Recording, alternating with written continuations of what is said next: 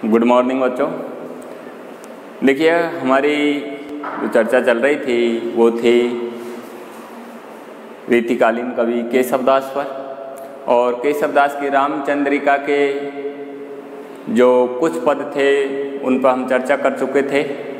जिसमें हमारा वालकांड हो गया था, अयोध्या कांड हो गया था, अरण्य कांड था जिसका हमारा पंचवटी वन वर्णन चल रहा था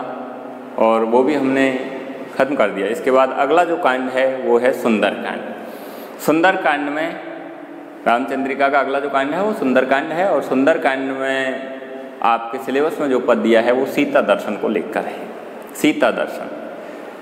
सीता जी का जब अपहरण कर लिया था रावण ने, और अपहरण करने के बाद जब वो उसको वहाँ ले गया लंका में ले जाने के बाद फिर उसने वहाँ उसको अशोक वाटिका में रखा। अशोक वाटिका में रखा तो वहाँ जैसे ही उसकी जो स्थिति थी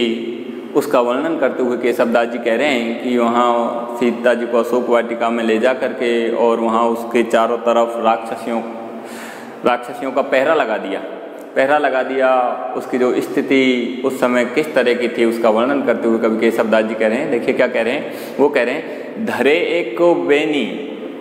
एक बेनी मिली मेलो सारी, मृणाली मनोपंक सो काढ़े डारी, सदा राम नाम रे दीनो मानी,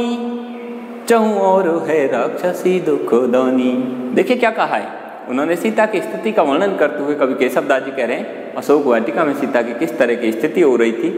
अपहरण करके ले जाने के बाद वहाँ अशोक वाटिका में, तो उसका वर्णन करते हुए केशवदास जी कह रहे हैं। देखिए क्या कह रहे हैं, सीता दर्शन है तो सीता दर्शन की वो है, तो देखिए क्या कह रहे हैं, वो कह रहे हैं, धरे एक बेनी कि सीता जी की स्थिति है वो इस तरह से हो रही थी, उनके जो बाल वगैरह हैं वो बिखरे हुए थे, पता नहीं कितने दिन हो गए उनको वहाँ, तो उनकी जो स्थिति है न उन्होंने कोई वहाँ स्नान किया, न उन्होंने कोई इस तरह का श्रृंगार सौंदर्य किया, वहाँ उनकी दुर्दशा हो रही थी, उसका वर्णन किया केशवदास जी ने। तो वो कह रहे हैं सीता की दुर्दशा का वर्णन करते हुए कि धरे एक बेनी, सीता जी की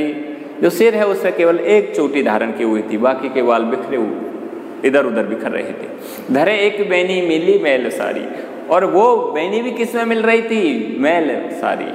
उनकी जो साड़ी है वो भी मैली थी,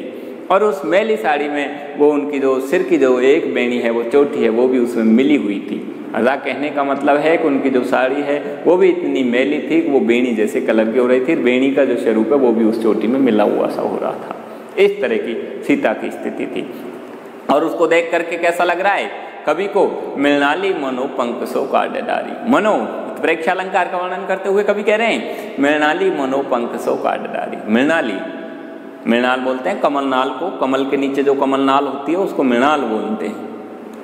मृणाली मनो पंख सो काढ़े डारी, मानो ऐसा लग रहा है जैसे मानो कमलनाल को कीचड़ से या जल से निकाल करके बाहर फेंक दिया हो।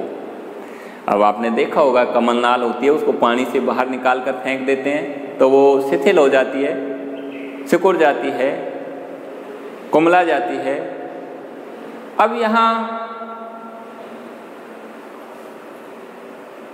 मृणाली किसके लिए कहा गया है, सीता जी के लिए कहा गया है कि सीता जी की जो स्थिति है वो भी अशोक वाटिका में भगवान श्री राम रूपी जल के बिना कैसी हो रही है, वो ऐसी हो रही है जैसे मानो वो शिथिल हो रही हो, कुमला रही हो, उदास हो रही हो, और उसकी जो स्थिति है वो इस तरह बिखरे हुए बालों की हो रही है। और क्या कहा, सदा राम नाम ररे दीनवानी, और इस तरह की स्थिति को लेकर वो वहाँ कैसे बैठी है, सदा राम नाम, सदा वो उस राम भगवान से राम का नाम रटे दीनवानी, रटती रहती है दीनवानी में। दीनवानी का मतलब होता है दीनता के साथ, विनम्रता के साथ, और इस तरह शिथिल होकर के, कमजोर होकर के, और वो इस तरह से हमेशा अपने मुँह से भगवान से राम का नाम रटती रहती है। सदा राम नाम ररे दीनवानी, चहु और है राक्षसी दुखदानी, और उसके चारों तरफ उसको दुख देने वाली, उसको कष्ट देने वाली रावण के द्वारा नियुक्त की गई वो राक्षसियाँ हैं। चहु और है राक्षसी दुखदानी, अर्थात उसके चारों ओर उसका पहरे,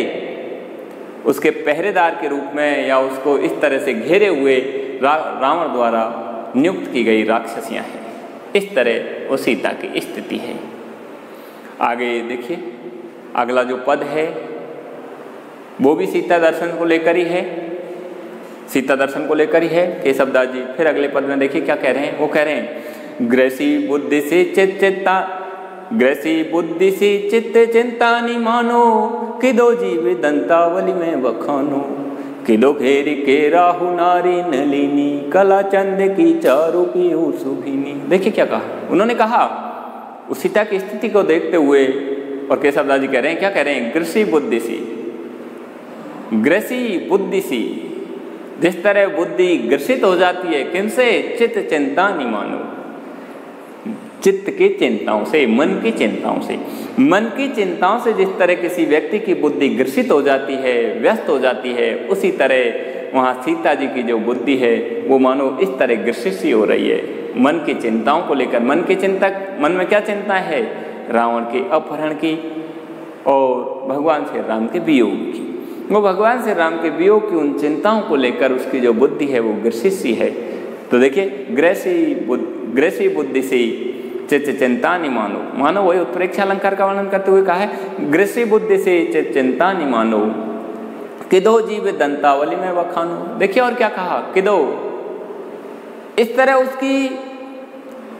जो मन की चिंताओं से ग्रसित जो उसकी बुद्धि है वो कैसी लग रही है, किदो जीव दंतावली में बखानो किदो, अथवा ऐसे लग रही है जैसे किदो कहीं जीव दंतावली में बखानो, जिस तरह जीव है वो दंतावली दांत की पंक्तियों के अंदर, जिस तरह जीव दांत की पंक्तियों से घिरी हुई रहती है और वर्णन नहीं कर पाती है, जिस तरह जीव जो होती है वो दंत पंक्तियों से घिरी हुई रहती है चारों तरफ से और किसी तरह का वर्णन नहीं कर पाती है, उसी तरह सीता जी की स्थिति है वो राक्षसी रूपी दंत पंक्तियों से इस तरह से घिरी हुई है। किदो जीव दंतावली में बखानो, किदो घेर के राहु नारी नलिनी, उनको देख करके ऐसा लग रहा है कहीं, अथवा किदो का मतलब होता है अथवा या किदो का मतलब होता है या अथवा, किदो घेर के राहु नारी नलिनी, अथवा वो ऐसे लग रही है या ऐसे लग रही है जैसे घेर के राहु नारी नलिनी, घेर के राहु नारी नलिनी, मानो राहु रूपी नारियों ने, राहु रूपी राक्षसियों ने उसको इस तरह से घेर रखा है जिस तरह से कलाचंद की चारु पयूष बीनी, कलाचंद्र की चारु पीयूष बीनी, पीयूष अमृत, मानो अमृत से भीनी हुई, अमृत से सनी हुई वो चंद्रमा के उन चारु यानी सुंदर उन कलाओं को, अर्थात अमृत से सनी हुई शीतल अच्छी लगने वाली सुखद उन चंद्रमा की कलाओं को जिस तरह राहु ने चारों ओर से घेर रखा है, इसी तरह उस चंद्रमा की कलाओं के समान उस सुंदर सुशील उस सीता जी को मानो उन राहु रूपी, उन राक्षसी रूपी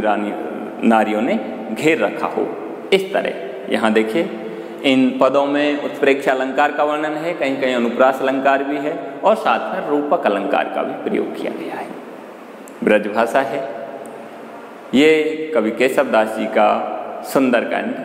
का सीता दर्शन को लेकर है। अगला जो